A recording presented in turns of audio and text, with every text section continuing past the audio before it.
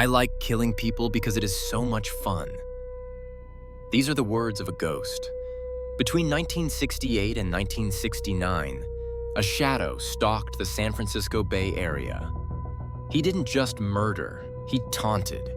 He sent cryptograms to newspapers, demanding they be published, threatening to kill children if they refused.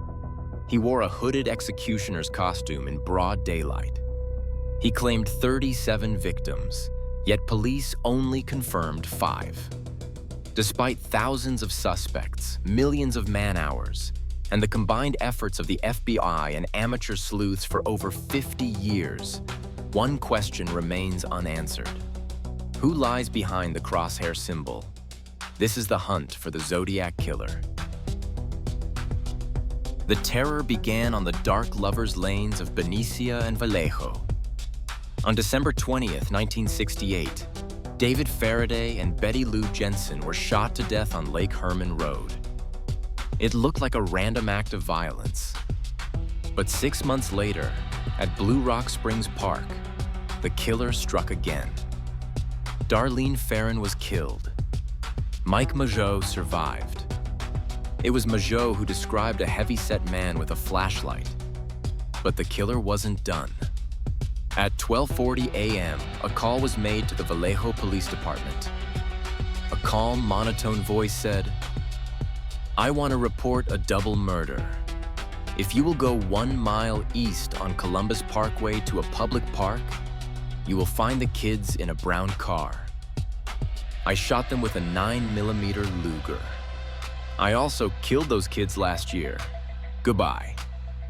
Soon after, the letters arrived.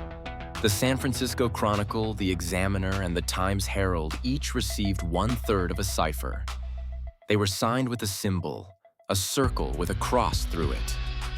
This was his game. He wasn't hiding, he was performing. He demanded his symbol be put on the front page, or he would go on a kill rampage. The city was held hostage by a piece of paper. If the previous attacks were cold, the next one was theatrical nightmare fuel. September 27th, 1969. Lake Berryessa. Brian Hartnell and Cecilia Shepard were picnicking when they saw a man approaching. He wasn't hiding in the shadows. He was wearing a black executioner's hood with a white cross-circle symbol stitched onto the chest. He held a gun but used a knife. He tied them up, stabbed them repeatedly, and then, in a chilling act of arrogance, walked to their car and wrote the dates of his kills on the door. 2 weeks later, the chaos moved to the city. Taxi driver Paul Stein was shot point-blank in Presidio Heights. Police actually passed a man walking away from the scene, but because a dispatch error described the suspect as black, they let the white male in glasses walk away. The Zodiac mocked them for this in his next letter, but he made a final gruesome gesture. He cut a piece of Paul Stein's bloodied shirt and mailed it to the San Francisco Chronicle. He threatened to shoot out the tire of a school bus and pick off the kiddies as they come bouncing out. San Francisco panicked. Curfews were set. Police escorts followed buses. The Zodiac had evolved from a killer into a domestic terrorist. Who was he? The list of suspects is endless, but one name rises above the rest. Arthur Leigh Allen. He owned a Zodiac brand watch, wore the same size 10.5 wing walker boots found at Berryessa, and reportedly told a friend he wanted to kill people and call himself Zodiac.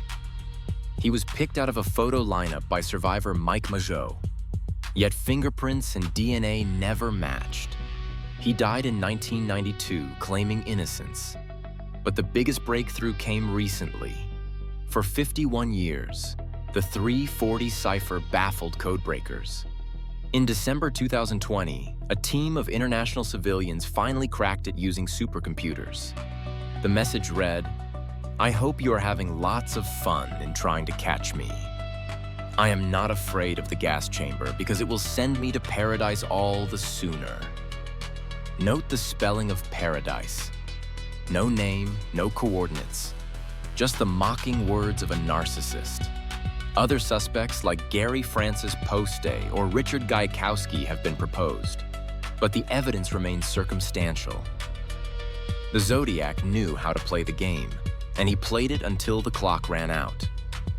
The Zodiac Killer stopped writing in 1974.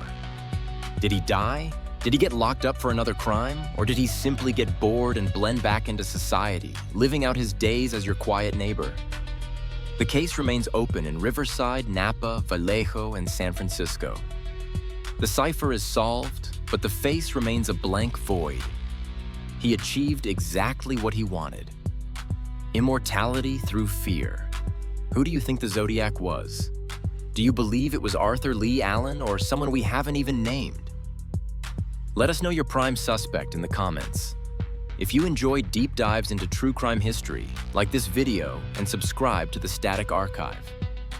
We will see you in the next file.